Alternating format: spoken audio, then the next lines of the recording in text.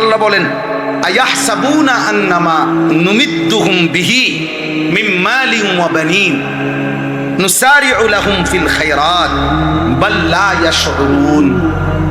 আল্লাহ তাআলা বলেন, এই মানুষগুলো কি এই ভাবতেছে যে আমি যে তাদেরকে দুনিয়াতে সম্পদ এবং সন্তানাদি দিছি, টাকা পয়সা অর্থবিত্ত জি ফুত নায়নাত করে দিছি, এগুলা লইয়া খাইতেছে পড়তেছে, এগুলো নিয়েই তৃপ্ত হয়ে আছে, আর এই কথা মনে করে ভাবতেছে যে নুসারিউ লাহুম ফিল খায়রাত, আমি আল্লাহ তাদের প্রতি কল্যাণের দিকে তাদেরকে আগায়া দিছি। তাফসীরের মধ্যে লিখছে আমি তাদের প্রতি সন্তুষ্ট হয়ে আছি।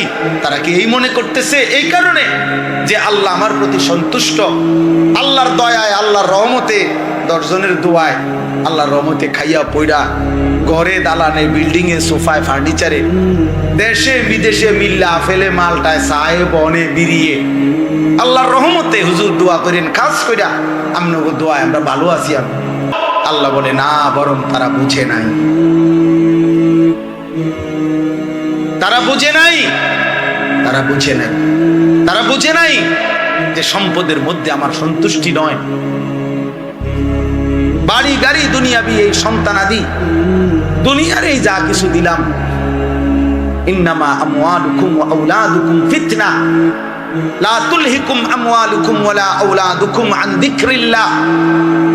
আল্লাহ তাআলা বলেন, আমি আল্লাহ তাআলা সন্তুষ্টির কারণে খুশি হয়ে স্ত্রী পুত্র জি ফুত নাতি নাতি বাড়ি গাড়ি দালান বিল্ডিং বাড়ায় দিছি। এটা যারা ভেবেছো তোমরা ভুল করেছো, তোমরা বুঝো নাই বান্দা, এটা মূলত আমার সন্তুষ্টির জন্য, এটা আমার এমনিতে ইচ্ছা। যদি সন্তুষ্টি হইতো তা আমি আল্লাহ তো তোমার চোখেই তুমি দেখো কাফের মুশরিক বেঈমানকে তো এই বিষয়গুলো দুনিয়াতে আমি তোমাদের চাইতে বেশি দিয়ে রাখছি।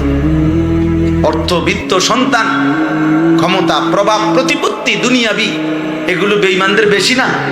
কথা বলেন না কেন? বেশি কিনা বলে?